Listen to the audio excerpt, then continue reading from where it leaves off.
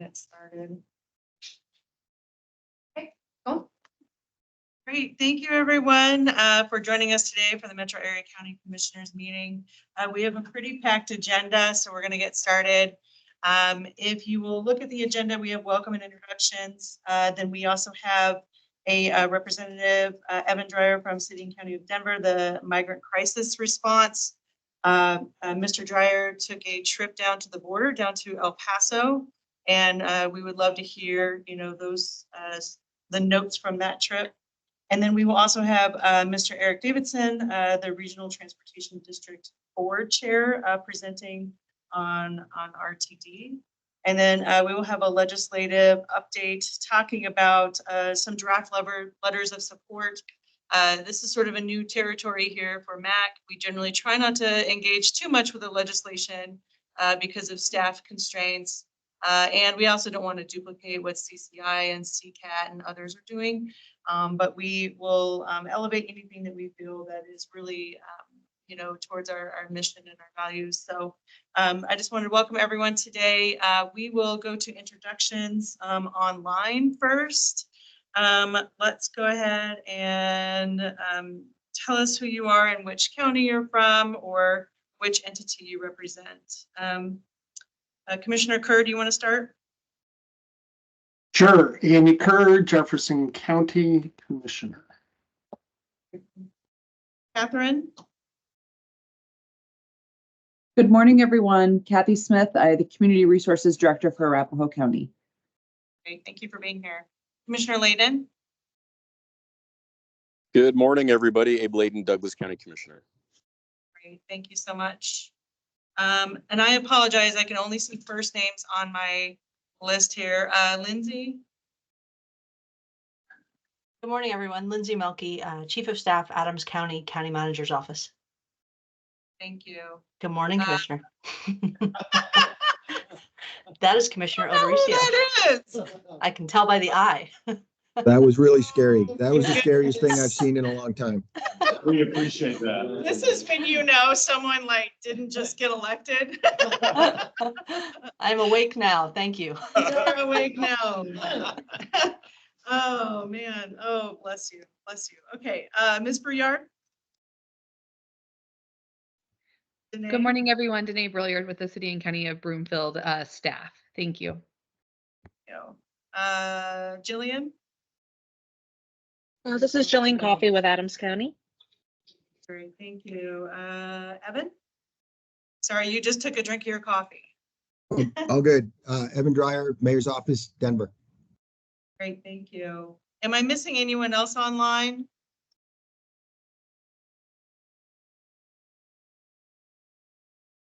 All right, in the room, Melinda, do you want to start us off? Sure. Melinda Stevens, Executive Assistant for Dr. Cobb. Doug Metz, Executive Director, Dr. Cobb. Darrell Watson, Denver Commissioner. Heidi Henkel, Broomfield City and County, so City Council member and Commissioner. Mark Rosenbold, County Staff. Steve Odoricio, Adams County. Great, thank you all for joining. If there's new people joining, we will probably give them an introduction to in the next few minutes. Again, thank you all for coming today to this meeting. Thanks for taking a break. During the last one, we had CCI meetings that overlapped. And so we will be moving forward this month and then through the summer. Evan, do you want to introduce Evan? No, I don't think Evan needs to be introduced, but I'll do a quick little something.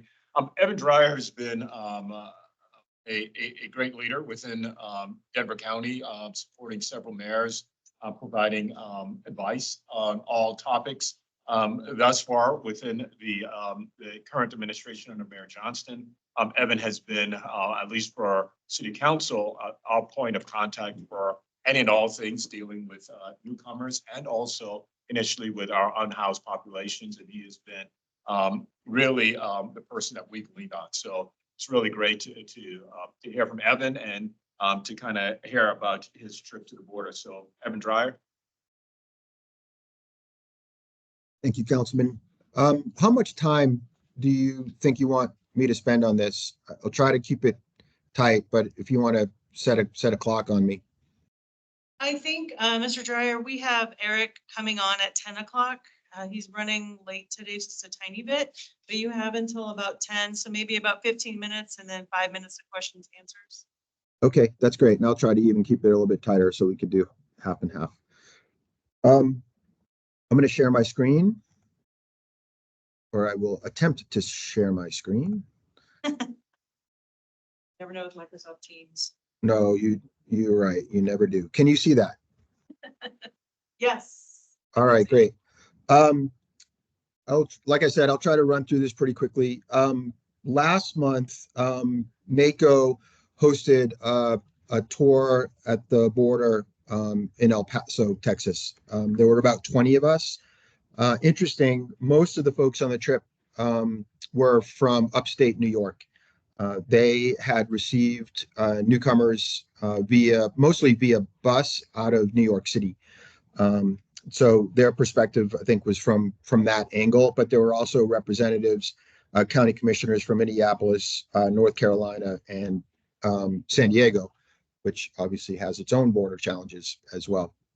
So I'm going to talk mostly about that, and then I'm going to give you kind of a quick update on the pivot that we made last week to Denver asylum seeker program, really trying to shift to a programmatic approach and less a emergency response. We're talking mostly in Denver about newcomers who are coming from and their path through Central America. Most of them are stopping in Juarez, which is just on the other side of the border from El Paso, Texas. And then it is literally a 12-hour bus ride from El Paso up to Denver, 12-hour, $90 bus ride. And people are leaving Venezuela in such significant numbers. The economic and political turmoil there now for almost a decade is, I think, some of the most significant strife that this hemisphere has seen in generations. Most of the folks who are leaving Venezuela are going to Colombia, Peru, Ecuador, and Chile, but a couple 100,000 over the last per year over the last 2 years, making their way to the United States. Interesting, an estimated 263,000 came to the U.S. in 2023. 40,000 since December 2022. 40,000 have come to and through Denver.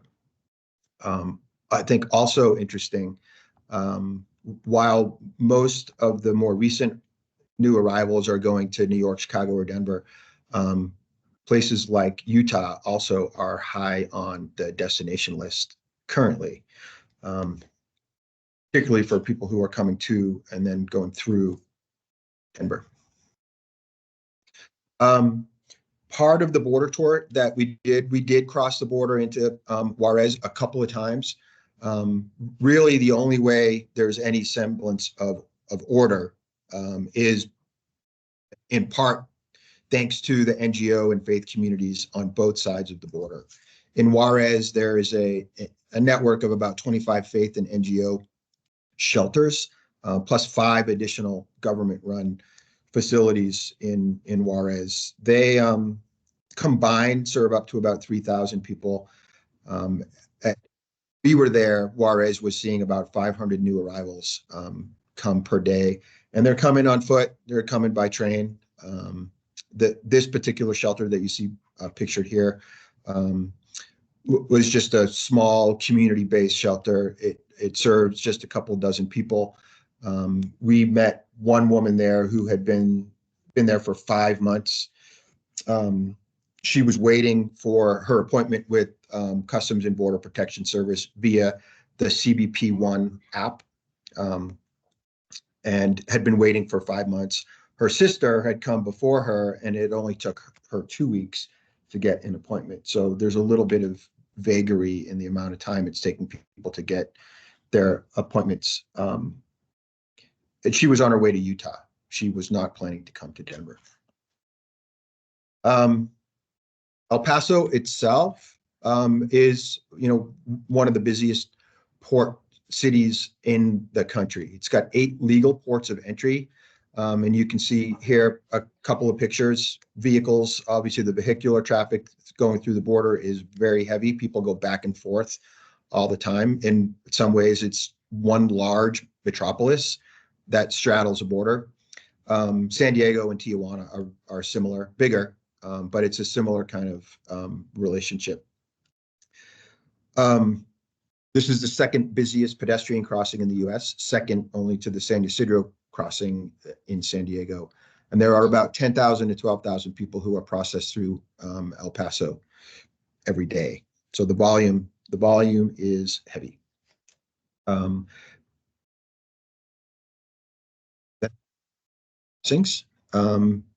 They took us out to a stretch of 52-mile section of the border. It's Texas, New Mexico, right there on the line. And this fence that you see here it ranges from 18 feet high to 30 feet high.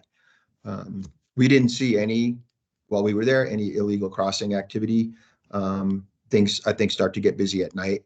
And the cartels on the Mexican side will prop up big giant ladders, and people will jump over. That's a long fall, but this is sort of how some of the crossings happen.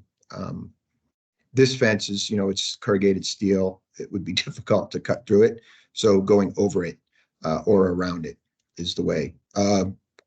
Border Patrol utilizes all kinds of vehicles, including helicopters, trucks, vans, pickups to patrol up and down and across the border. There in the El Paso sector alone, there are 1,700 Border Patrol agents. So we got to spend a couple hours with them. The Custom and Border Protection Processing Facility is a thing to behold. It is 12 acres. It's 360,000 square feet of space. They call it a hardened facility, but it is really a series of soft-sided large tents that are supported with metal beams on the sides and the roof as well. It can hold up to 5,000 people. That's its typical capacity, or what its stated maximum capacity is. It has stretched, particularly in December of 2023, to 7,400 people. As of a couple of days ago, it had about 3,000 people in it, and it's processing 1,000 people per day. It is a small city, 600 to 800 person workforce. It operates on a budget of about $1 million a day. This is the inside, where they are essentially processing people who have their appointments with Customs and Border Protection Service through that CBP1 app. Appointments take place here, and folks are processed through here as well. There are sleeping pods. Men are separated out.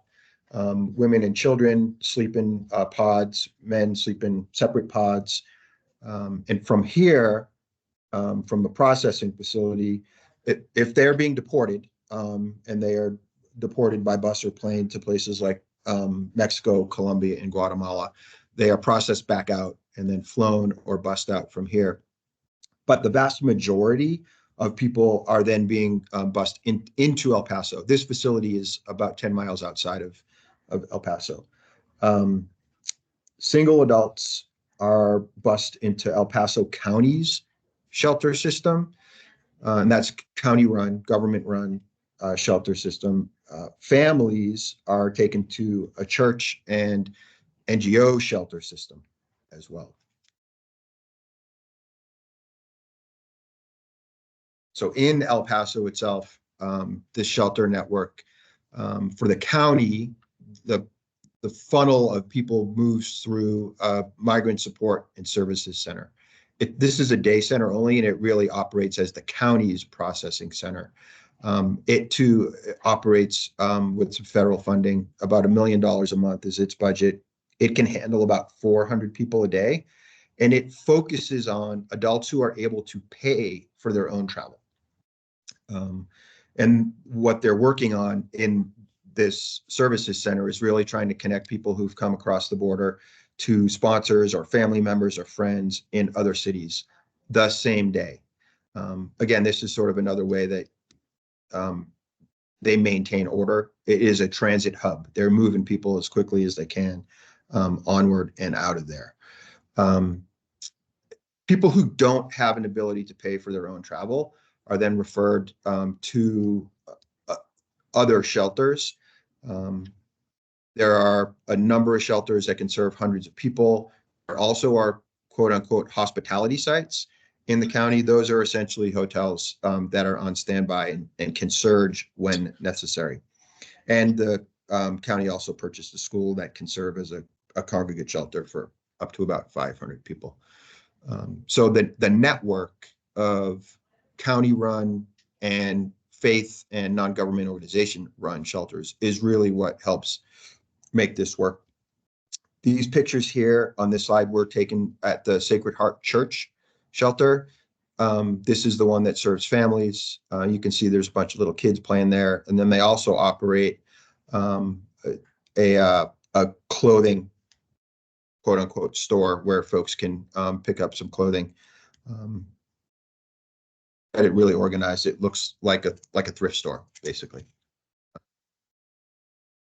And then I think we're all kind of now familiar with the busing operation that the state of Texas has been running for well over a year. It's part of the Operation Lone Star effort. We have received in Denver 360 buses since last September. Buses provide the free transportation to other cities around the country. And right now they are going only to New York, Chicago, and Denver. They leave from their version of Union Station, which is called the Union Depot. So segueing to what we are seeing in Denver right now, we're receiving about a bus a day. While that might sound like a lot, the people who are self-resolving from those buses, and there's about 40 to 50 people per bus, is increasing. Bus comes in overnight, drops people off at one of the shelters here, and then family and friends are coming to pick up about half the people on a bus. And then we're taking the other half, so about 20, over to our intake center. We have served almost now 42,000 people since December of 2022. Half of those have traveled onward, and we currently have a little bit less than 1,000 people in facilities. December, January was the peak here. We were getting 250 people a day. Now we're down to about 20. Like I said, we maxed out in mid-January at 5,000 people in shelters. We were operating 7 hotel shelters plus 2 congregate shelters. Today, we're down to about 900 people. We've only got 1 hotel that's operating. We have 2 congregate shelters that are running, and then 1 bridge housing facility that we're operating in conjunction with the Archdiocese and Catholic Charities. Coming up on $70 million spent since December of 2022. So it's not an insignificant amount of money. Last week, Mayor Johnston announced a big shift in our program, really trying to pivot away from an emergency response to a program. What this has meant is closing a lot of the hotel shelters, reducing the amount of time all new arrivals can stay. So we were offering up to 6 weeks for families and 2 weeks for single adults without kids. All new arrivals, anybody who comes on a bus after April 10th is offered no more than a 72-hour stay in congregate shelter, not in a hotel, in congregate shelter. Part of this also was launching a new Denver asylum seeker program.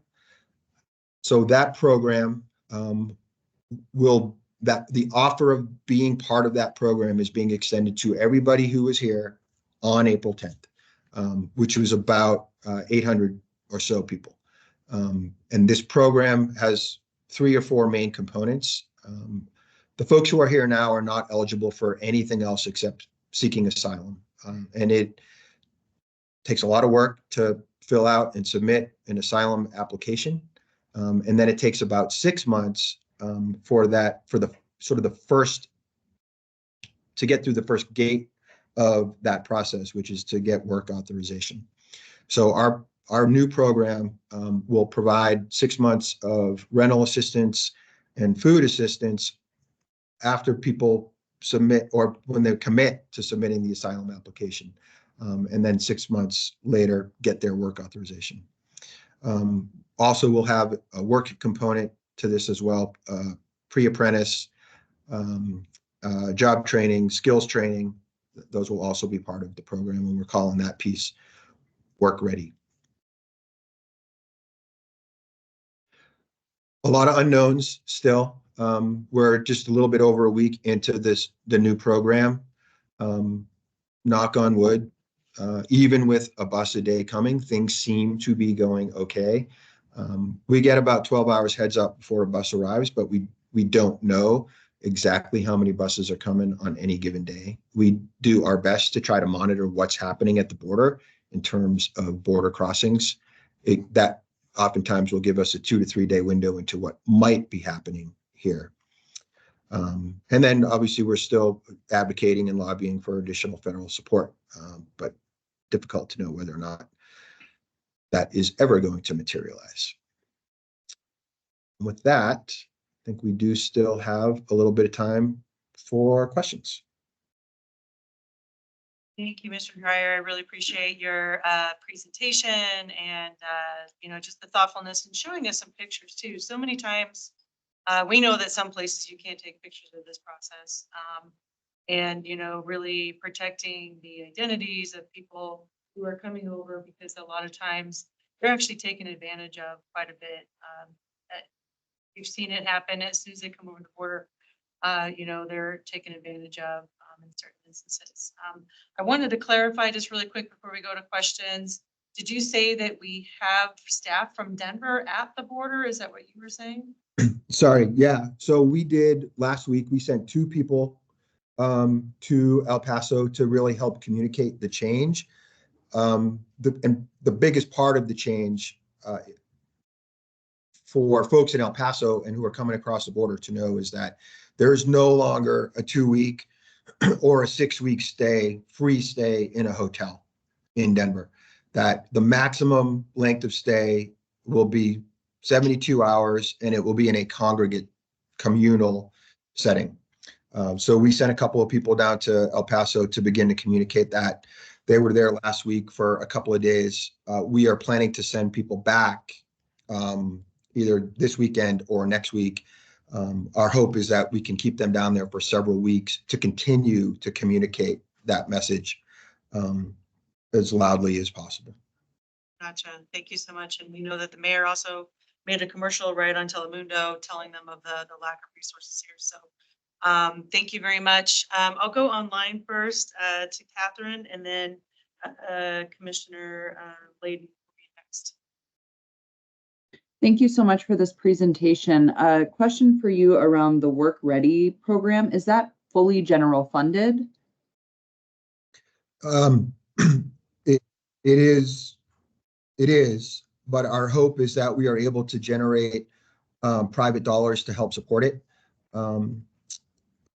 The best way that this will work is if we have corporate and philanthropic support for all components of the Denver Asylum Seeker Program, including Work Ready.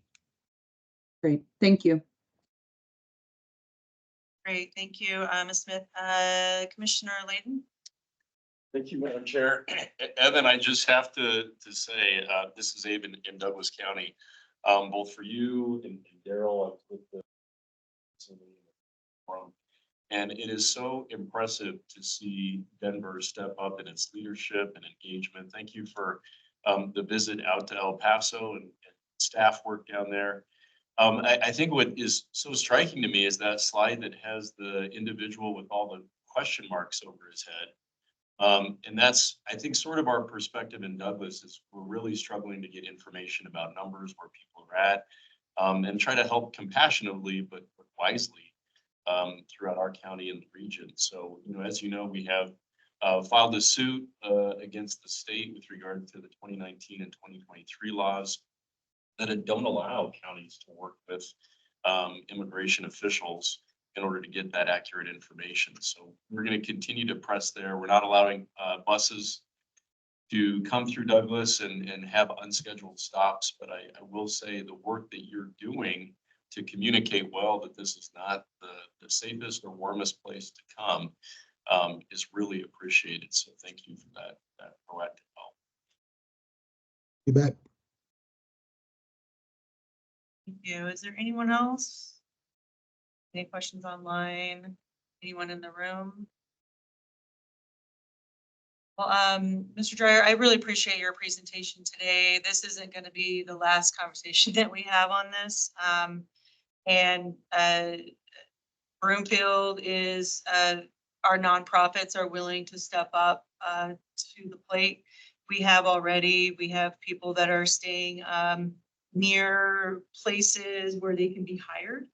And so we're finding solutions. We had one particular migrant from Venezuela had his work authorization and was traveling from Broomfield on a bus for 3 hours to his job in, I think it was Greenwood Village. And I said, what are you doing? And he says, well, I'm washing dishes. I said, why don't you wash dishes in Broomfield? So we were able to connect him with a job, and so many people are hiring, particularly, in restaurants. We have a huge need in the service industry in general. We have another single female from the Ukraine who has 2 5-year-old twins, and we were able to find her work and employment within walking distance, and that's such a big deal. One of the biggest gaps that we're finding is a language barrier in hiring. We are working on apprenticeships where we have people who speak multiple languages.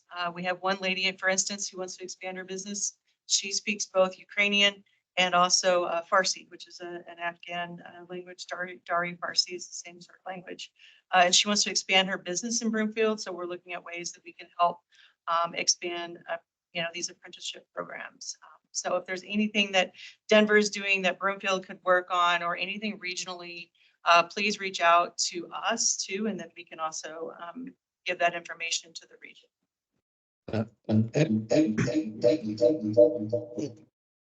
Hey, Evan, this is Daryl, Commissioner Watson. Just one quick question. I read, and I don't remember where it was at, and I was really shocked by the write-up. Kansas City being so loudly asking for asylum seekers with work authorization, but they're specifically asking from New York, and I've been meaning to reach out and see what's been their outreach to Denver. Kansas City's outreach? Yeah, I can find the article if you haven't read it as yet. But I read. I read it, and then I saw another piece last night on TV news. So we've been reaching out to cities around the country. Obviously, in the absence of a national coordinated decompression strategy, there needs to be something with really 3 cities around the country bearing the brunt of this current influx. Mayor Johnson has been reaching out to cities around the country, including Kansas City. I think cities are willing to a point. One of those points is if there are people who have work authorization and are interested in going somewhere else, maybe there is a greater level of cooperation that can be achieved with those cities. So we've had some conversations with Kansas City. I think New York is starting to do the same thing, have conversations with other cities. That's, I think, what the news story is that has kind of bubbled up out of Kansas City. Thanks, Evan. Thank you, Commissioner. Thank you, Evan. And one more thing too, Broomfield is moving forward with studying how we can be an immigrant-friendly city and county. And I think it's a program that really analyzes what sort of programming cities and counties can have that can be immigrant-friendly. And they assess your workforce center, your educational system. Adams 12 has really been knocking it out of the park. Same with our Denver public school systems, and really being accessible for these kids that are coming in. And that really, wraps around our programming on how we can really sort of leverage this desire to work, and also this desire to belong in a new community that can be kind of scary. We also supported the efforts to expedite work authorization for asylum seekers. That was unanimous from us, and we are still working on those aspects. We know that there's some workarounds even that migrants are doing where they're starting an LLC, and that's sort of a workaround work authorization until they get that. So I think where there's a will, there's a way. But I also think we can't just accept people into America and not let them work. I feel like that's just wholly immoral in my eyes. So Yeah. thank you so much. I really appreciate your efforts, and we'd love to circle back here in a few too.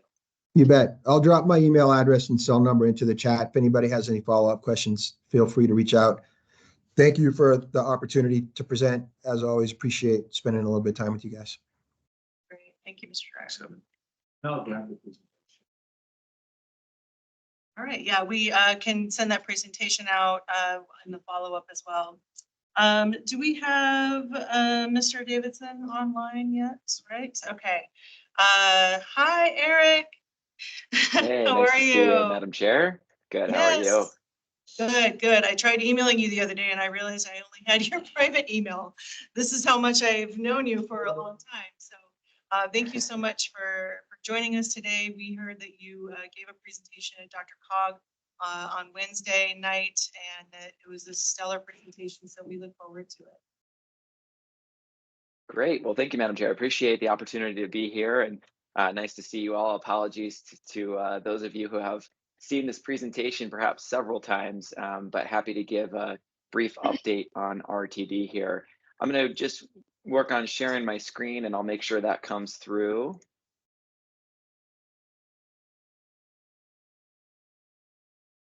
Is that showing up okay? And can you hear me okay? Yes. All right, wonderful. Thank you very much. So for those of you that I don't know, my name is Eric Davidson. I am the chair of the RTD board. I'm also the director for District I, which is up in the north section of the district. It covers Broomfield, Longmont, Lafayette, Erie, part of Thornton, and part of unincorporated Boulder County. The things I wanted to touch on here, there's a number of things we're trying to draw attention to this year. I think you'll see why. The first item is Tabor, its impact and mitigation efforts that we're investigating at RTD. The second is RTD's financial outlook, which is something that we're looking to start a regional dialogue and conversation about. And then at the end, I'll briefly touch on agency successes in this recent past year in particular, and then happy to answer any questions. Obviously, it's been a very busy legislative session. There's a number of bills dealing with transit, and also there's a number of important efforts underway at the agency regarding workforce and state of good repair. So happy to address some of those in Q&A. So I'll start from Tabor, both its impact and mitigation discussions that we're having at RTD right now. Just a quick history. So long story short here, we have two parts of our revenue. We have the 0.6% sales tax, which is really the original funding mechanism for RTD that funds what we call our base system, largely bus, and then some of the early rail projects. In 2004, the voters voted to increase the 0.6% sales and use tax to 1%, which of course was the fast tracks vote. And that 0.4% difference that was added in 2004 was used to largely fund our rail projects, as well as the Flatiron Flyer, and was also intended for some enhanced bus service. In 1999, before 2004, the voters voted to exempt RTD from Tabor until the repayment of bonds for initial light rail lines that had been constructed. That's what we're dealing with the Tabor exemption I'll be talking about. It's the 0.6% that was exempted from Tabor until the repayment of bonds. Those repayments happened in November of this year. So the 0.6% sales and use tax portion of our budget will lose its Tabor exemption. What that works out to is approximately half of our revenues, or about $600 million. If the Tabor exemption were to be lost this year, the precise number is $633 million that would be subject to the Tabor cap. We're still working to precisely quantify what the actual impact might be in terms of how much we would actually need to refund above the cap. It's a little bit complex because the Tabor cap will be calculated using property tax values and differences there, but we deal with sales and use tax. So both the mechanism for how you refund that and also how you calculate the cap turns out to be a little bit tricky and a little bit uncharted. We are working with the CU School, Lead School of Business right now, who helps us with our sales and use tax forecasting. We are also in dialogue with other entities that have lost their Tabor exemption. We roughly understand our risk exposure could be refunding approximately 7 to 10% of the revenues. In that case, this would be somewhere between a $40 to $60 million problem, perhaps even a little bit higher than that. We're working to understand that right now, but we do see this as a substantial risk to the agency. One of the biggest risks is, of course, the ratchet down effect. At a later point in the presentation, I'm going to be talking about our long-term financial forecasts. This is a slide more in abstract. I have a later slide that shows some precise numbers. One of the things we're most worried about with Tabor for the agency is that if we hit a recession sometime in the next couple of years, shortly after losing our exemption, it will reset our cap and the ceiling at a very, very critical point in our financial history, which you'll see on a following slide. So certainly we're concerned about refunding above the cap, but the biggest problem for us is this known unknown of how far could we drop with the ratchet down. We've investigated a series of mitigation efforts. We have a task force of largely our financial staff and legal staff that have been working together to investigate the Tabor impact on the district. One thing we've looked at is whether we could create an enterprise fund for fares. It turns out after doing some investigation here, this could actually expose us to some additional risk and largely would not have a high return. We've also looked at potential for non-cash Tabor refunds. We do provide a service, so we've investigated what can be done in that area. This too is a very murky and complex area. The refunding of sales and use tax gets complicated. By far, the cleanest way for us to mitigate the exposure of risk from Tabor is to ask the voters for a debrucing or for extension or elimination or indefinite extension on our Tabor exemption. So we are investigating that. The board has decided to pull on this. The RTD board can directly refer a measure to the ballot. It is something I expect this board will be contemplating in the months ahead. We expect to be reviewing polling results at the end of April or early May to make a decision heading into the summer. I want to talk about the context of Tabor as it relates to our broader financial outlook at RTD. I think this is a particularly important moment in time for RTD to be engaging the region in discussions around our financial position. There's good news and there's bad news. The good news being the stability portion of this slide. Perhaps not so much the bad news, but certainly some big challenges that the district is going to face in the years and decades ahead. The good news is that we're a very financially stable agency. I think Colorado can be proud of this. It's highly unusual coming out of COVID, especially in the world of US transit agencies, to be financially stable. Many of our peer agencies are seeking high dollar amounts from their states from an emergent situation. BART in San Francisco is seeking $1 billion.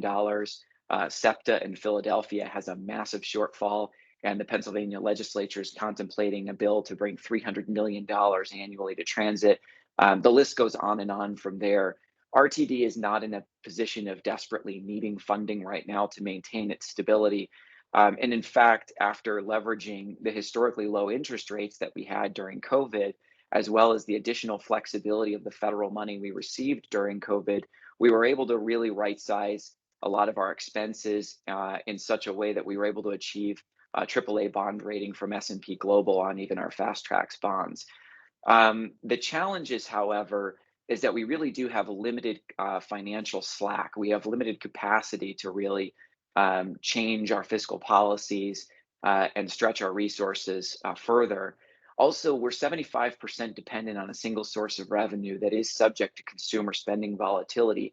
RTD has experienced several shocks to the system in the past, and there's really no bottom to the floor on how far our revenues can drop.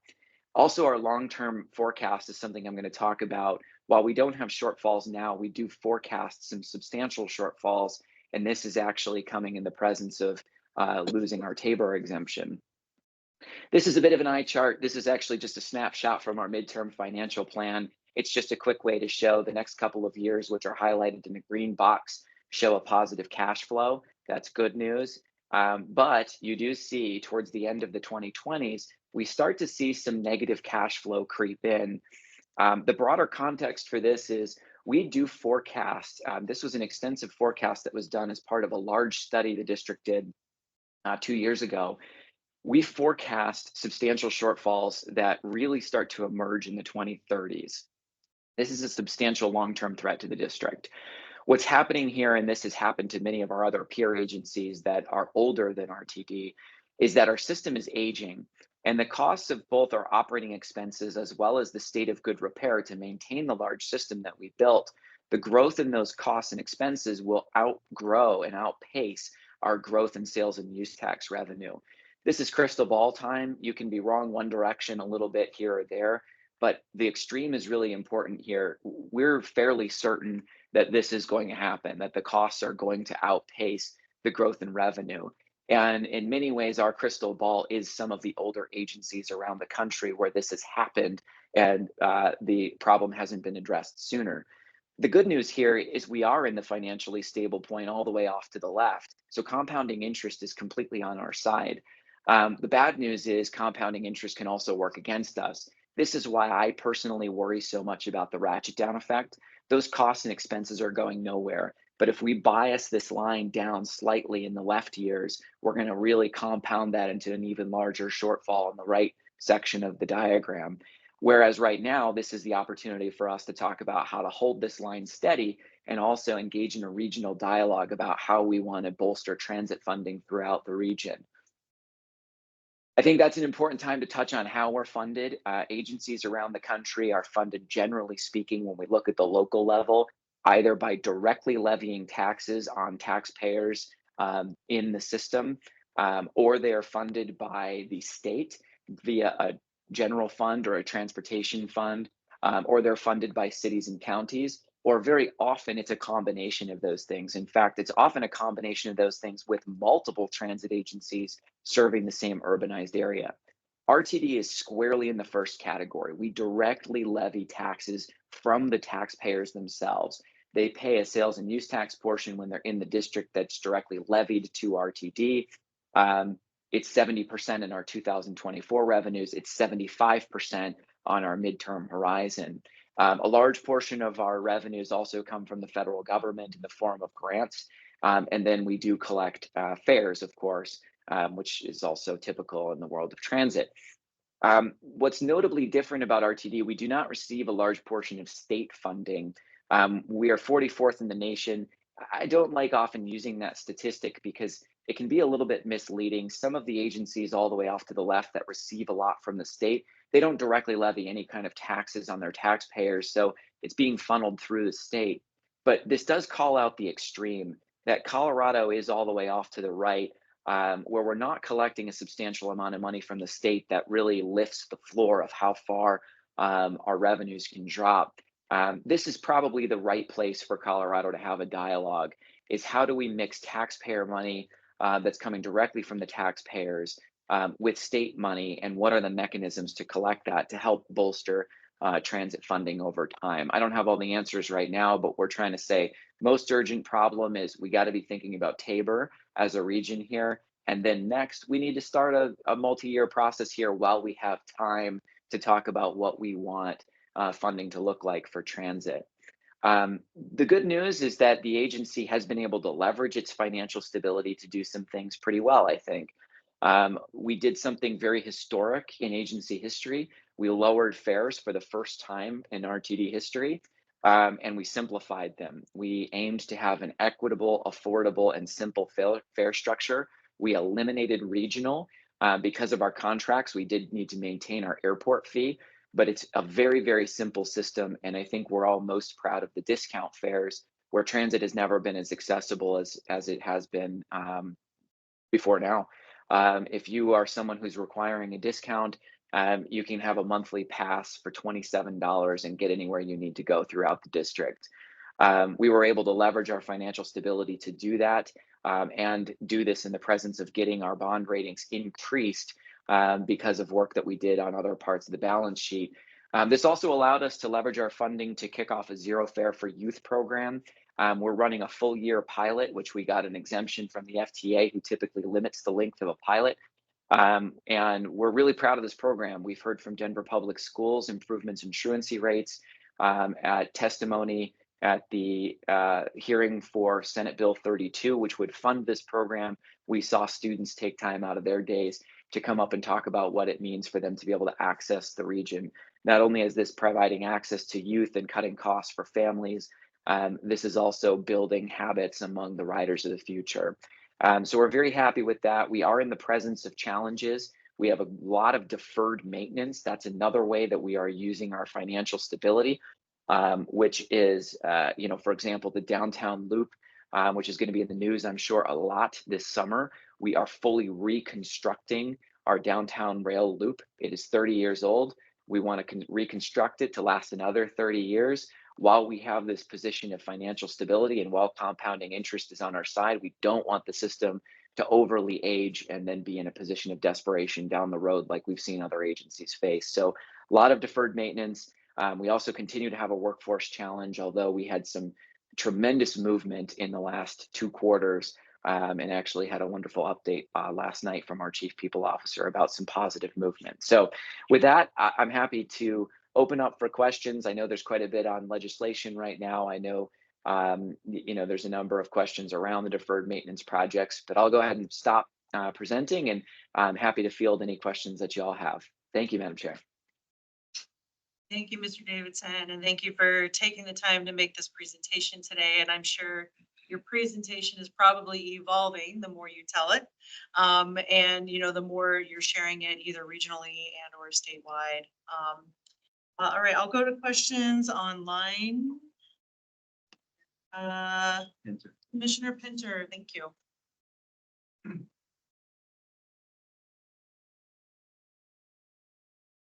Commissioner Pinter, you have the floor. Commissioner, if you're speaking, we can't hear you. Not hear me? Here we got you. Can you hear me now? Yep. Yes. Okay. Yay, technology. Before we get into what will be probably a robust conversation about legislation, I wanted to ask a question about staffing numbers.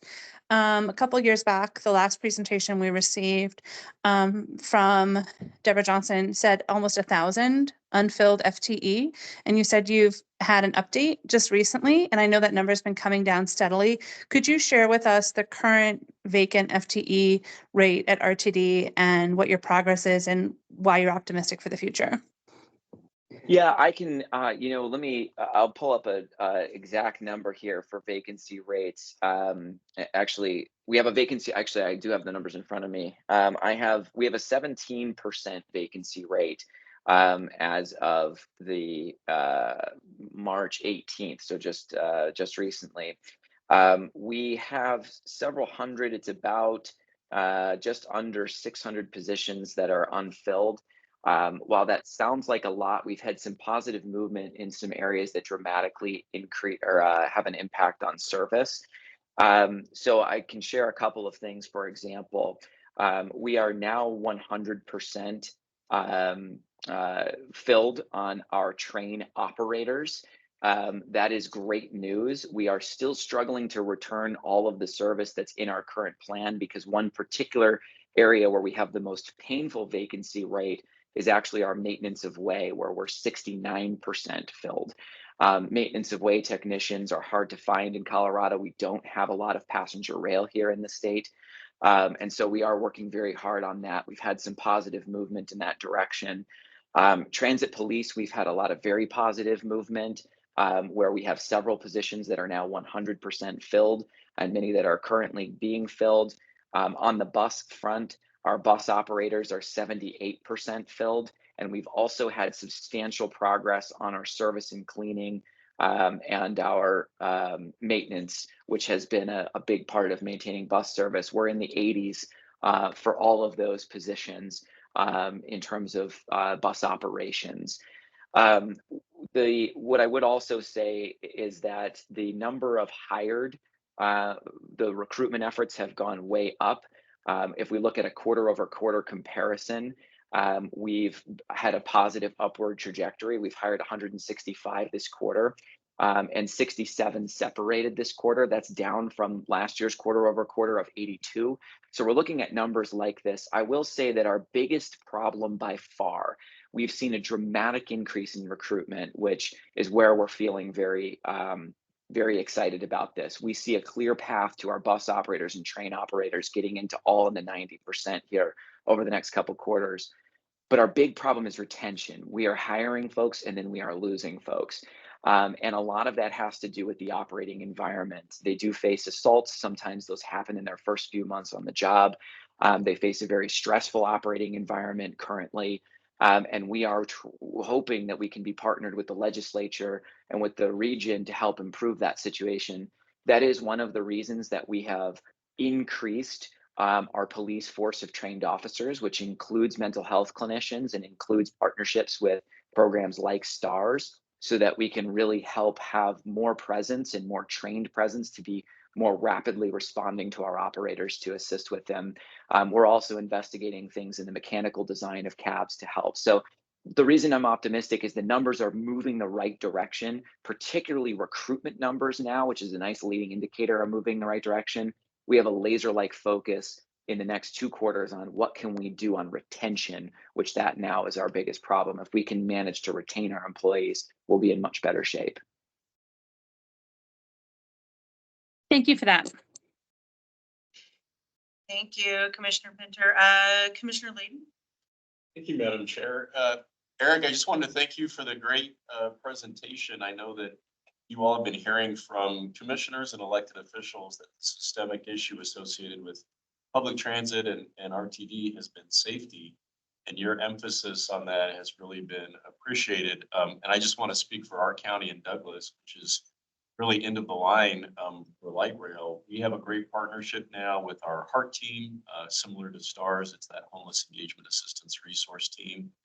And we're really committed to doing all we can to work with Chief Fitzgerald and your team to make sure that safety remains a priority. So thank you for that.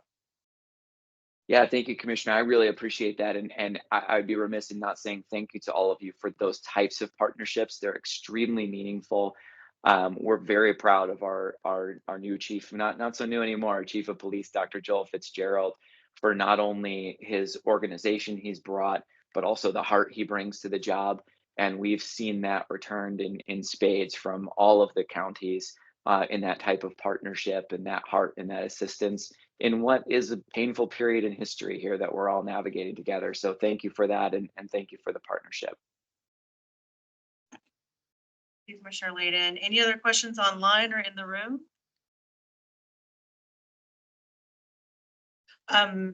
Thank you. You do a question. Oh, you do have a question. Okay. I just You try to said we're wait for done. the folks online. Okay. Commissioner Watson. Eric, Commissioner Watson from Denver. Quick question on passenger usage and what your trend looks like as far as use for the multi-modes of transportation you serve within RTD.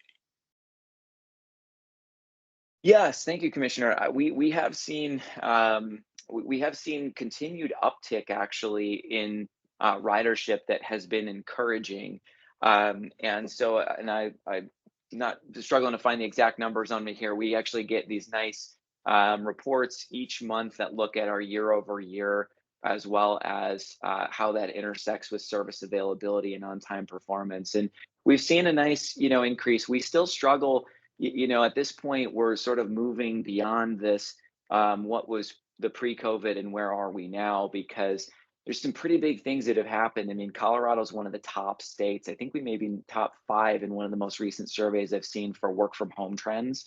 And so a lot of our commuter routes and also a lot of the commuter patterns throughout Denver and throughout the metro region remain down. But special events, we've seen, a lot of movement upward. We're looking at rebalancing some routes to accommodate even more weekend service.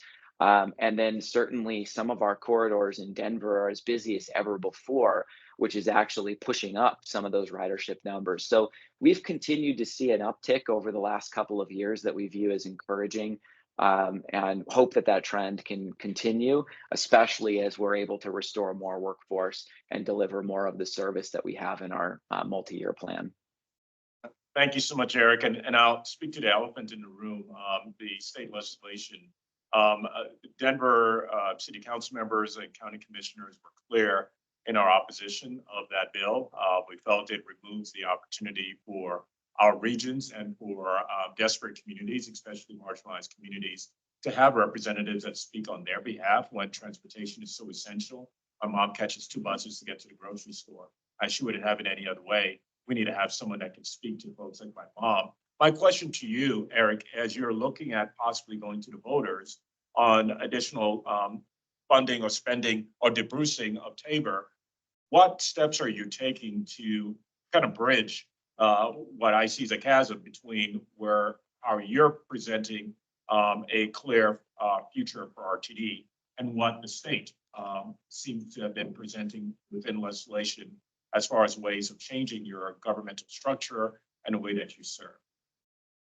Yeah, thank you, Commissioner. It's a big question. Yeah, I'm happy to touch on that briefly. So we did, and appreciate everybody. There was a lot of testimony on Wednesday at the hearing for House Bill 24-1447, and we appreciate everybody for turning out. There were members of the community, advocacy groups, cities, counties.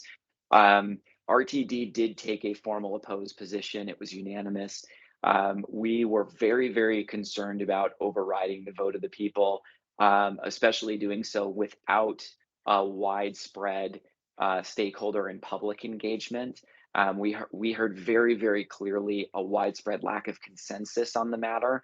And it was notable to us that the Accountability Committee, which identified tremendous opportunities for RTD to implement, which we have been doing, it was notable that the bill was silent on the Accountability Committee finding that there wasn't a clear problem with governance, but it did state that should there ever be a desire to change governance, there should be wide stakeholder study engagement and public involvement.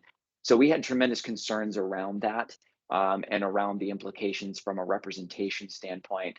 We're appreciative to the bill sponsors on Wednesday night for taking out the governance provisions at this point. We understand they are working on amendments to other aspects of the bill, which we do have other concerns around how those align with ongoing efforts, what might be duplicative and what might end up being very costly. So we're committed to work in partnership with the state. The state's vision, we're working to try to understand that and be earnest partners. There's a lot of conversation about rail right now. It is no secret RTD has struggled to complete all of its fast tracks corridors. I wish we could have changed the way everything had been forecasted, but wish in one hand, I mean, it's just a challenging situation. So we're committed to work in partnership with entities such as the Front Range Passenger Rail to see how and if we can align some of our plans and some of our service development. Those are the types of things we're looking to partner with the state on. We really do want to partner with the state on funding. We really do want to partner with the state on things that can improve the working environment for our employees who are struggling out there right now. There's a lot that we do need to do. I think we're maybe not fully where we need to be, but that's why we want to engage in this dialogue to come together and really understand what is it that the future holds for us. So a little bit about that House Bill 1447. I think governance will be out for now, and we'll focus on the other aspects of the bill. And I think there's a lot of conversations that we all need to have together with one voice as we chart the path forward. Thank you, Eric. Thank you. Great, thank you, Chair Davidson. We're kind of at the end of our time here, but I just wanted to really thank you so much for giving this presentation. And it seems like you just really provide a clear path and also continued engagement. If that's one thing I have appreciated about RTD is that the board has really been reaching out, and not only to the residents, but also different governments. And Broomfield, I'll just put it out there, we have felt fairly unheard over the years. And you know this, and I'm not gonna beat a dead horse, of course. But I think it's going to be partnership with the federal funding. It's going to be partnership, with sort of state funding and then also local funding. And so if there's anything that you want to address, those who have felt left behind in the government space, feel free to speak to it now if you'd like. Well, thank you for that. Yes, I mean, it's a big problem. We have one transit agency to cover 2,400 square miles. The closest analog from a funding standpoint, we're funded at about $372 per capita, the way we report it to the federal government. The closest analog I could see to that is Philadelphia, but they're going off a financial cliff, and they have double the amount per square mile because the density is that different. We have a difficult density pattern, a large district with empty space that has one multimodal transit agency. $372 per capita, if you compare that to a Seattle that also has kind of different land use patterns around, their urbanized area spends over $1,000 per capita on transit across more than one transit agency. So there is tremendous pain that is felt by trying to serve all different areas that have their own characteristics and local planning. We want desperately to engage in that. We want desperately to provide more service. It is painful to us whenever we can't answer those calls. To the way I see this, it's a matter of what is the systemic design of the system, and it's a matter, unfortunately, of funding. If we want to achieve more, we need to look at some of those areas that invest across different revenue sources. So I hear it, I feel it. It's part of why I'm here. It's how fascinated I was by that problem, having been in other major metro areas and asking, wow, how do we bring more transit to the region? It's got a lot to do with funding, and it has a lot to do with the way we've put one transit agency over 2,400 square miles. And thank you for your comments about the partnership. I am here as a resource to all of you, and happy to be always available.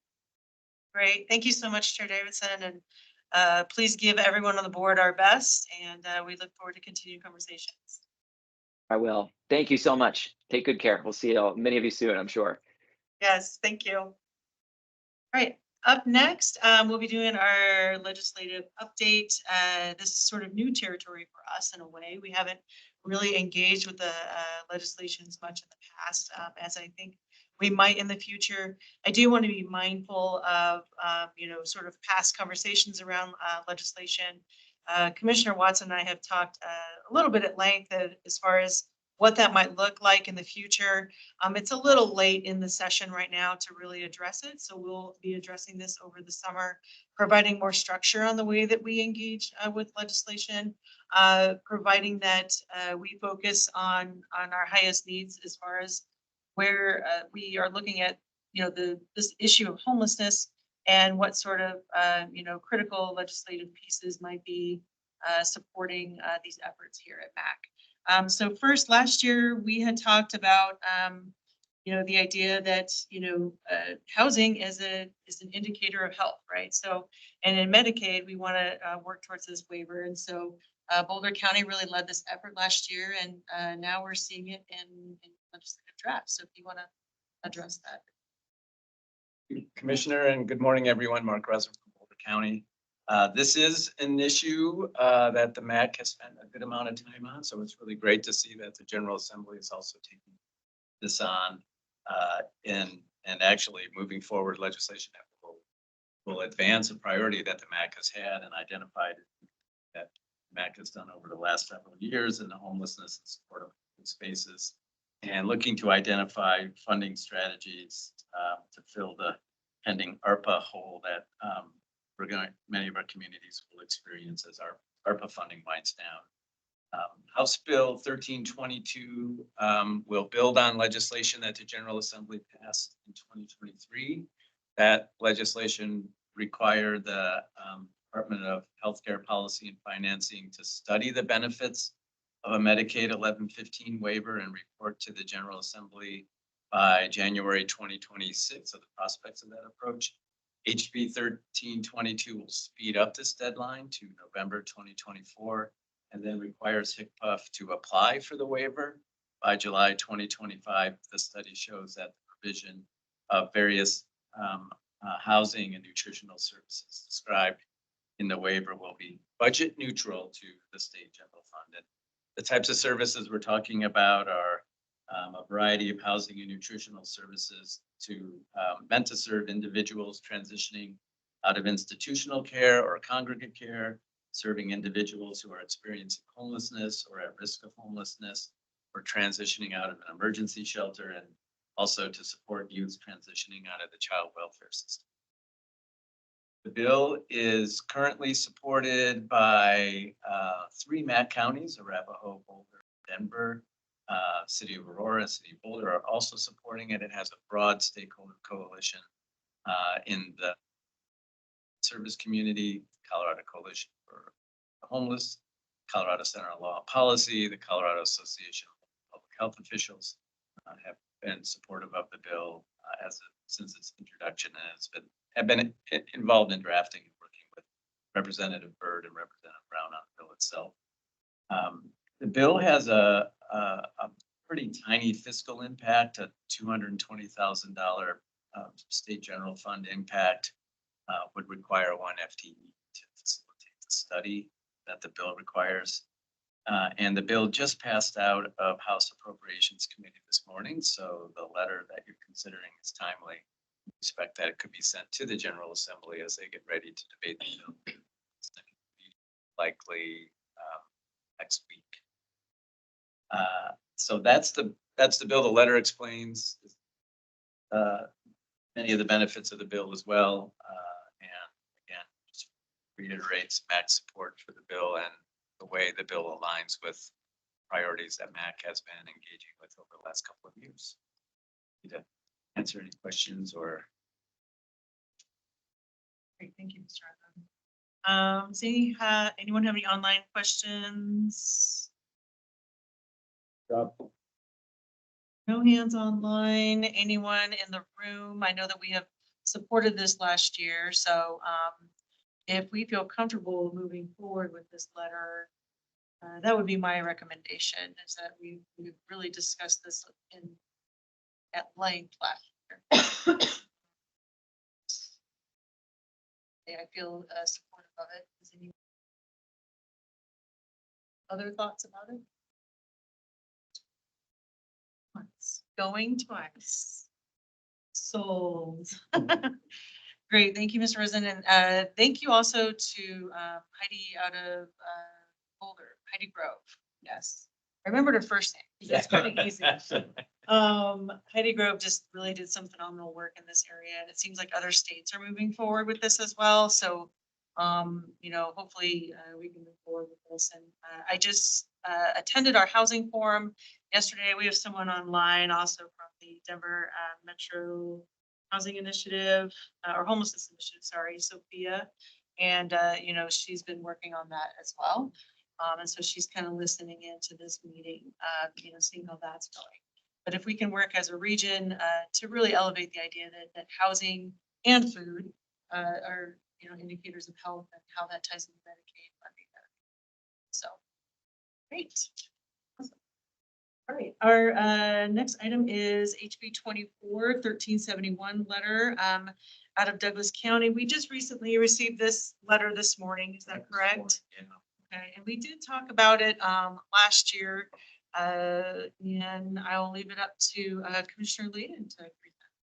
Well, thank you, Madam Chair, and as always, my compliments to you. I know that many don't realize that in Broomfield, the membership of the city and county are not paid at the same level as other counties. You are doing, but not much. And in raising this important issue.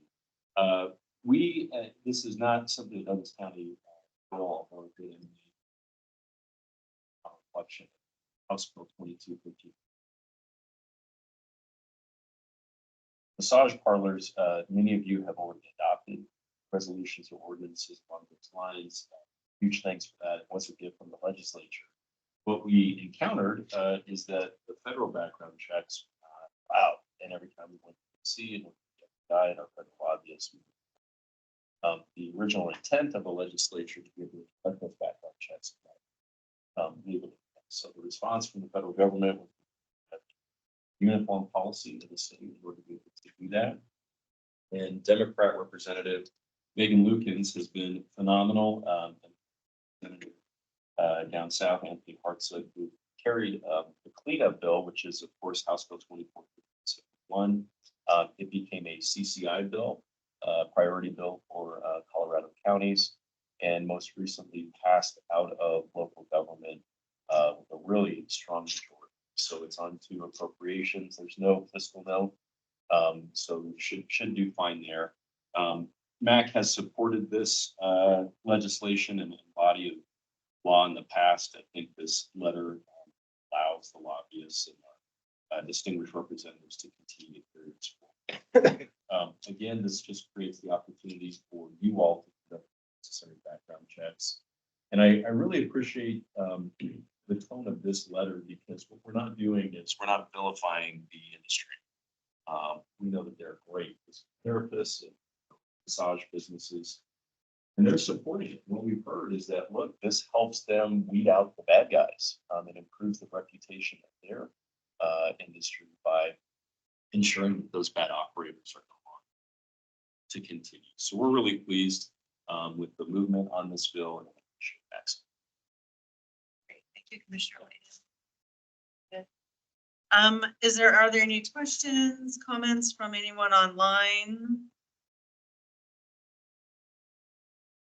And Doug, can you tell me where people have landed on this legislation? I could speak to Broomfield, but In regards to the counties, there weren't many counties that have taken a position on this. I know Arapahoe was in a monitor situation, at least according to the website right now. Boulder County support. Oh, am I reading the right one? Yeah, Boulder County support, Broomfield, and Douglas County support. Those are the only four that I recognized on here. yeah, and I spoke with Doug a little bit earlier before the meeting, and I will just express the same. I said this on the dais, so I feel very free to say this. I was very frustrated with fellow council members who wanted an amendment, but yet didn't offer amendments. It's very frustrating to me. And I think in Broomfield, we're just really sensitive, just as a collective, as to what the state is telling us to do all the time, like unfunded mandates or whatnot. But I don't feel like this is an unfunded mandate per se. It's actually giving us the leeway to create some sort of licensing structure.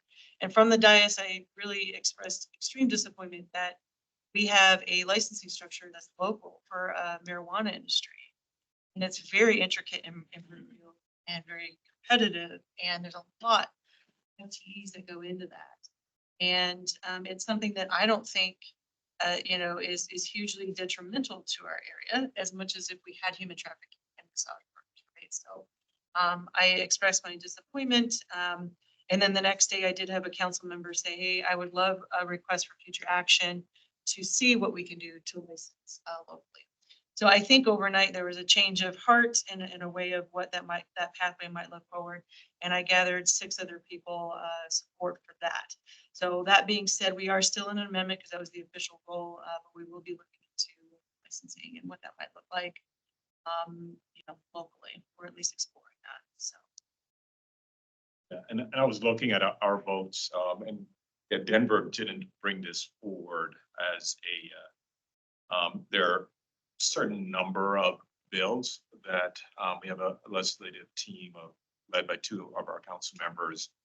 And I was trying to remember, did we have a discussion? And we didn't, unfortunately. So we didn't take any stance at all. I know personally, I individually as a county commissioner and city council member, But yeah, this is one, unfortunately, with the 600 plus bills that we didn't get to. And I'll make sure that I'm a little bit more aware and proactive, because I know Abe, you presented this, and I did not.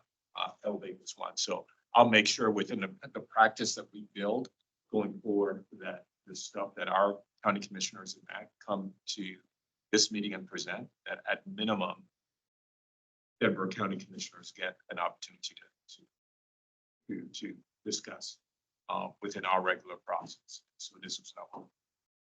Thank you, Commissioner. And Madam Chair, if I may, when we testified in committee, the one lone opposed, Representative Eagle out of El Paso, indicated that there was some conversations with the city of Colorado Springs. They had an ordinance on the books. She's like, well, I haven't heard from my city, and I'm not sure how I can support this since we have an ordinance.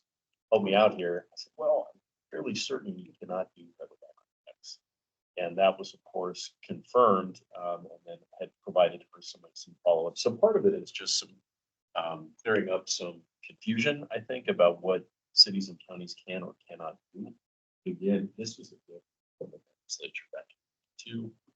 Boulder's been phenomenal. The counties have just, cities and counties, bipartisan support moving forward once the information is clarified. So thank you for carrying up. And if you need any additional information, but this will allow them to.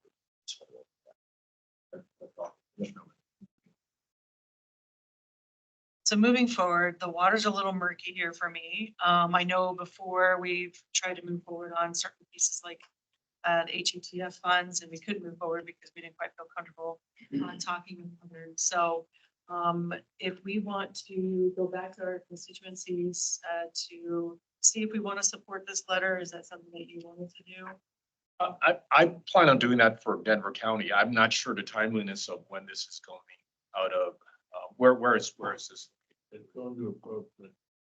So I don't know if we, and that may be part of our larger conversation as an organization, as bylaws operating, some governance and some legislation. I don't know if it would be I don't see the value of Denver moving this, meaning finding time now in the middle of our budget process. So I most likely won't be bringing this back to Denver. I think our timeline has passed. I think that's part of our governance piece, Commissioner, as you stated, going forward next year, that we need to have more clarity on when and how. But I think I should have proactively, once you presented, brought it forward so we could bring the process. But we have made our statements of support or not support, and on every bill that that Denver County stated. This was not one. I'm looking at our spreadsheet, and so we're not adding new ones at this point. What's tricky is we're always going to be small, unlike our wonderful colleagues at the larger Dr. Cog meetings. It's just the county. It's only 7 of us, so there's going to be 7 representatives, and technically we have a quorum. I think normally, Madam Chair, you might be able to ask if there's any opposition to us sending a letter, and if any representative feels as though they don't have the support of their board, abstain. Right. But I think you have the authority and ability to move that forward under acclamation or opposition. I feel like we have some sort of language addressing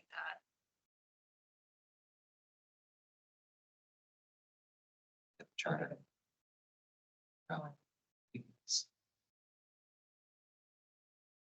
What is sort of timing wise with just 20 days left in the session.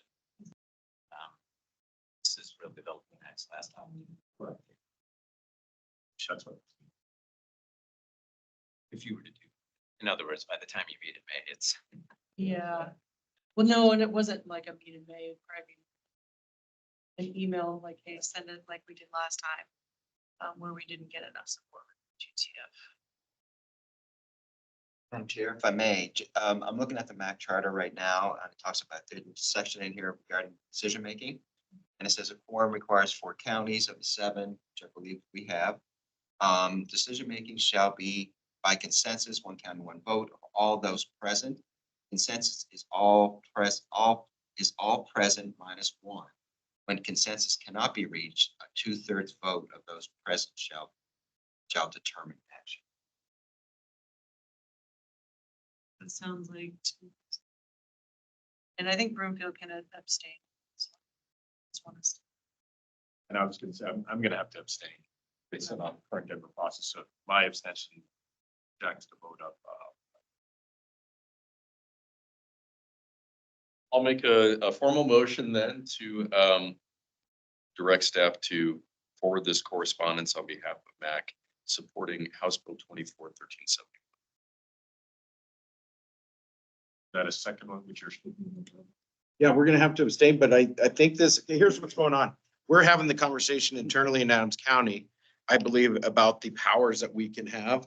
This is one of those, and this is one of the ones where we're asking for the details. But we don't see this as being a mandate. We don't see this as being a delegation. I remember us talking about it as a team saying, look, this is something we can look into. And we've had a couple times where we've started having conversations with our attorney about what exactly, which areas can we regulate more than we are now?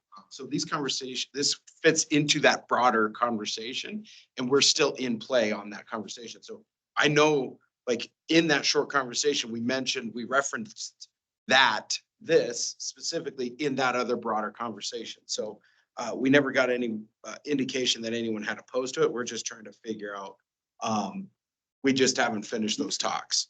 And so that's why we're gonna abstain. That's what I'm saying is like, so I don't think, nobody's gonna vote against it, but I would say that we have to abstain simply because we haven't been able to get that far. And to be honest with you, with all the other fights, we just didn't see this as a threat to even have a conversation at our meeting about this beyond those operational issues. So we haven't taken a position on it legislatively. So we're not gonna stand in the way because of that. I mean, Yeah. I appreciate that. And the nice thing is that all the counties have adopted and supported the charter that Doug just read. And so that's obviously. So that's what I agreed on. Commissioner Kerr, do you have a question? Not a question, just want to let you know where we are in Jeffco. In Jeffco, we're officially only monitoring this bill. We did have some concerns from our staff about setting up this process at the county level. So, you know, I think very similar to what we just heard from Adams County. Well, I think we might be a little bit further along in actually having our staff and everyone analyze the bill. I don't think that we're there yet to be able to sign on to a letter supporting the bill. So I'm thinking that probably the best thing for us to do is abstain as well. Again, don't want to stand in the way of folks who want to express support, but just technically, the board of Jeffco commissioners just hasn't taken a support on the bill yet. So I don't think we can officially support the letter. Okay, so it sounds like we have 1, 2, 3, 4 abstain. I'm assuming Boulder's in support and Doug is in support. We don't have a Boulder rep here. Yeah. Yes. And we don't have a language that say a proxy, right? We don't have any proxy language in our. I don't think so, not for staff. Maybe it's a follow-up by email, and I would just say, what I recall is that MACC and CCI supported the legislation at the beginning of the session. So to the extent, I mean, this letter is more kind of a formality, basically. So I would hope that MACC is still in the same stance as is CCI, certainly. But I think part of it is, I mean, MACC is pretty good. What we've talked about for many years. This organization is important. We represent over half the state's population. I don't think a lot of people know that or are engaged with MACC. As a group, we've been trying to establish some early wins. Yes, this was supposed to be low hanging fruit from the very beginning. Yes, no, this was gonna be one of those low hanging fruits from the very beginning. But I think to be honest with you, I thought this was kind of addressed at the beginning. I thought everyone was kind of good, but now we're getting to the point of a different level of formality or one that we simply forgot. Maybe we need to go back and look at it. And I have to admit, like, this has not been on the top of the radar with all the other fights that we're in right now. And so I don't think anyone's going to oppose trying to get more. This was actually a cleanup from last year. So I know everyone supported last year's. That's the thing that gets to me about this, is that I have to be careful on our formality, but we supported the bill last year that gave us the power. This is literally a cleanup of the same thing. And I just think this hasn't risen to the top in our weekly gladiator fights in the arena about all these bills. And so I'm going to apologize to you, Abe, I think this is very consistent. Apologize to the you know? big traffic. How about that? Yeah. Well, I mean, what this was the cleanup of a power to do background checks we already thought was approved in the previous bill. That we all did approve. That's my recollection. Previous bill. Yeah. Yeah, I think we did. And that's why it's hard for me, is because I'm also trying to make sure I'm accurate with my team and that we look back. But I also, like, we're really trying to make sure we're sticking to our formalities of our process here, because we are all representing on so many different boards. And so I don't think I would bet dollars to donuts. None of us want to stand in the way of this, but I also know that if they're probably in the same thing. So it is a priority. It does make sense. If we could find a way to say, let's all go back to our respective groups. Is there any reason to oppose it? If not, then let's let this move forward somehow after we can get that confirmation from each of our respective groups. Yeah, would you agree to that? Well, I respect that, and Commissioner Odorizio has been doing this far longer than I, and is very familiar with the importance of governance and respect your boards. So I defer to Yeah, your we're just trying process. to, I think everyone's, we're at the end of this legislative term, and whenever we don't turn sharp corners, there's usually some sort of road obstacle that we have to move.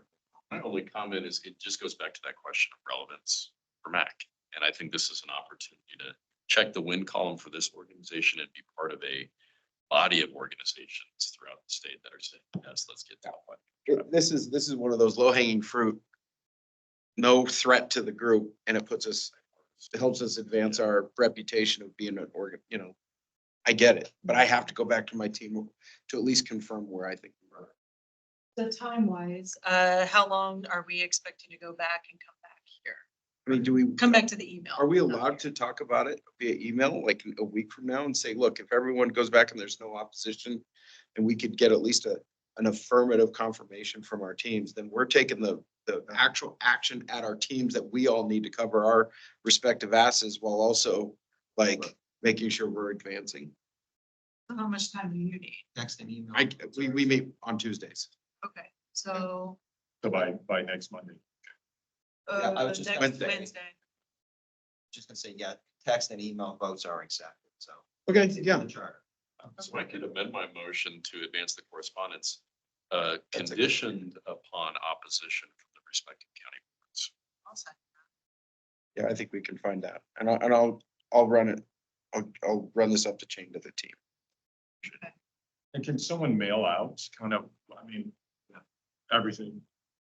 Yeah, our starting about 10 can mail out. Great. Do we have a vote on that then? All those in favor, say aye. Aye. All those opposed? So, all right. Thank you everyone for being here today. I want to be respectful of your time.